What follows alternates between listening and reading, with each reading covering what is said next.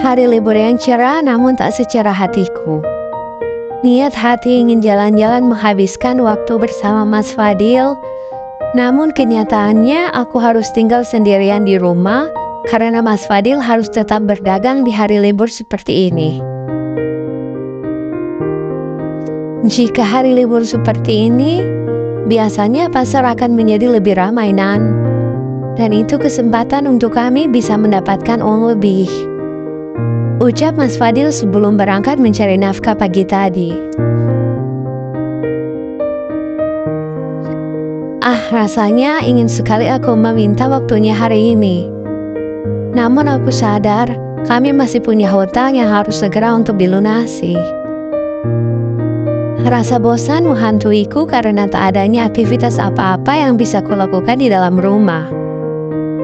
Cuaca yang panas sedikit membuatku gerah karena tak adanya kipas angin di rumah ini. Haruskah aku berjalan-jalan sedikit keluar rumah untuk mencari angin? Tidak. Lebih baik kepanasan di sini daripada harus mendengar perkataan panas mereka. Aku mencoba membuat cemilan favoritku untuk teman menontonku. Namun sayang sekali saat menengok ke arah toples gula, rupanya toples itu sudah kosong dan tak ada isinya. Mau tidak mau, aku harus keluar untuk pergi membelinya. Aku sedikit takut kalau akan melewati segerombolan ibu-ibu yang tengah duduk bersantai di samping warung yang akan aku tuju. Ingin rasanya kaki ini memutar balik arah, namun setelah kupikirkan kembali, kenapa aku harus takut? Aku tidak berbuat kesalahan apapun. Mereka mengkritik diriku karena mereka belum mengenal aku. Ku beranikan diriku untuk mendekat ke arah mereka. Ada mbak si tetangga baru. Aku membalas dengan seulas senyuman manis. Mau beli apa mbak? Mau beli gula bu, sekilo. Balasku sambil menyerahkan uang pecahan 20.000 kepada ibu penjaga warung itu. Makasih ya bu, balasku lagi saat menerima uang kembali serta barang yang telah kubeli. Buru-buru amat mbak. Duduk sinilah sebentar biar bisa kenalan sama kita-kita. Konon kata orang yang akan menolong kita pertama kali adalah tetangga sendiri loh. Merasa tersindir dengan kata-katanya, aku terpaksa menyetujui dan duduk bergabung bersama mereka. Mungkin ada benarnya juga. Tanpa kupungkiri suatu saat nanti, aku pasti akan butuh bantuan mereka karena aku tak punya keluarga untuk diandalkan. Setelah berbincang-bincang dan saling mengenal, ternyata mereka tak semenyeramkan yang aku bayangkan. Ya, walaupun ada beberapa orang yang menjengkelkan, tapi di sini masih ada Bu Eros yang nada bicaranya sangat lembut sekali.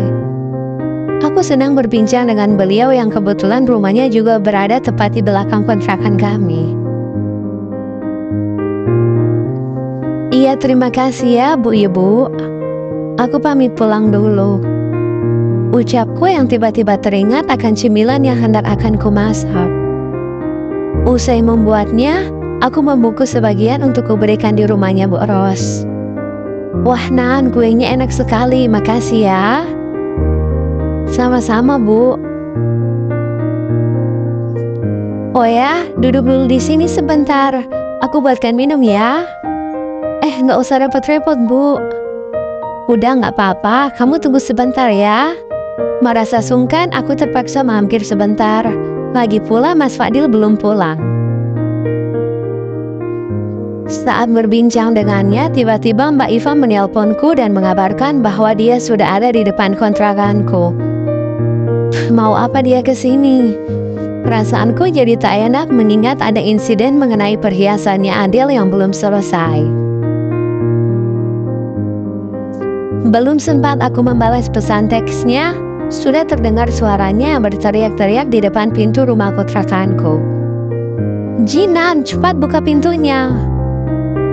Aduh mbak, kok gak sopan sekali tanpa salam langsung teriak-teriak di depan rumah orang? Balasku. Mana suami kamu yang maling itu? Beraninya dia memfitnah aku. Mbak, tenang dulu. Maksud Mbak apa? Aku mencoba memperlakukan ia dengan lembut, berharap ia bisa menurunkan volume suaranya. Mengingat kami berada di kompleks yang ramai dan padat penduduk. Tidak bisa, cepat katakan di mana Fadil.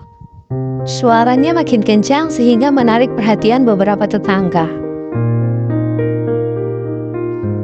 Dengan sigap, aku langsung menarik tangannya, berniat mengajaknya untuk segera masuk ke dalam rumah agar situasi tidak ramai. Namun apa yang aku dapatkan, dengan kasar ia menepis tanganku, bahkan mendorongku hingga membuat aku jatuh dan tersungkur. Melihat kejadian itu, Bu Eros langsung mendekat dan membantuku untuk berdiri. Maaf, aku tidak tahu apa masalah kalian. Tapi tolong jangan kasar terhadap Jinan, ucap Bu Ros membela aku. Kamu siapa? Beraninya mengaturku, bentak Mbak Iva kepada Bu Ros. Memangnya kamu pikir kamu siapa? Beraninya buat keributan di sini, sambung seorang ibu-ibu yang namanya tidak sempat kuingat. Ia langsung mendekat ke arah kami setelah melihat Bu Ros dibentak oleh Mbak Iva. Bukan hanya dia, bahkan para tetangga yang lain pun ikut campur untuk membelaku. Melihat orang-orang yang sudah ramai berkumpul, nyali Mbak Iva menciut dan dengan segera mencari alasan untuk segera pergi, bahkan tidak sempat mengutarakan maksud kedatangannya.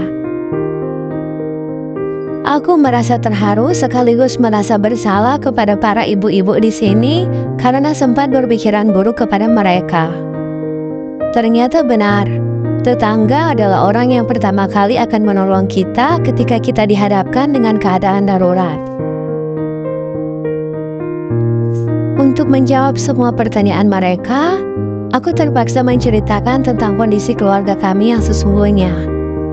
Tentang keluargaku yang tidak menyukai Mas Fadil dan tentang mereka yang selalu menghinanya. Wah, suamimu sabar sekali, Nan. Laki-laki seperti Fadil di zaman sekarang sangat langka loh. Oh ya, nanti kalau ada keluargamu yang datang lagi dan berniat menyakiti kalian, terutama untuk menghina Fadil, gak usah takut. Kami semua di sini akan melawan dan tak membiarkan mereka membuat keributan. Ah, Tuhan memang maha adil.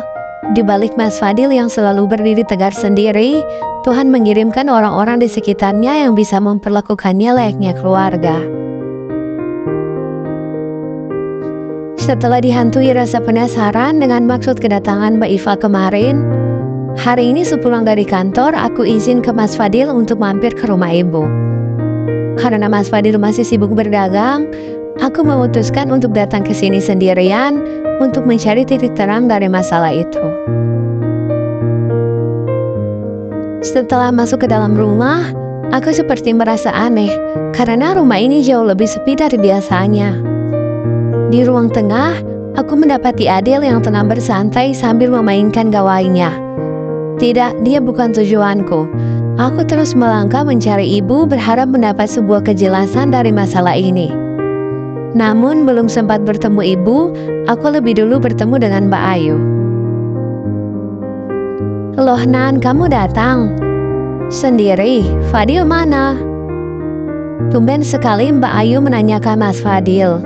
Biasanya dia tidak akan peduli tentang kehadiran Mas Fadil. Aku mau bicara sama kamu. Sambungnya lagi yang sedikit membuatku deg-degan. Entah berita apa lagi kali ini yang akan aku terima. Iya Mbak, sekalian ada juga yang mau aku bicarakan. Balasku. Oh ya, tentang apa? Kemarin Mbak Iva datang ke kontrakan aku. Oh Iva, sudah kamu gak usah peduli lagi tentang dia. Dia udah gak tinggal di sini lagi. Balas Mbak Ayu yang membuat aku terkejut. Hah? Kok bisa? Apa ini ada hubungannya dengan kejadian itu? Sehingga dia datang berontak ke kontrakanku kemarin? Aku makin tidak mengerti dengan apa yang menimpa rumah ini. Kenapa semua orang di rumah ini seakan mendapatkan tamparan dari Tuhan? Apakah ini balasan untuk mereka yang sering menghina suamiku?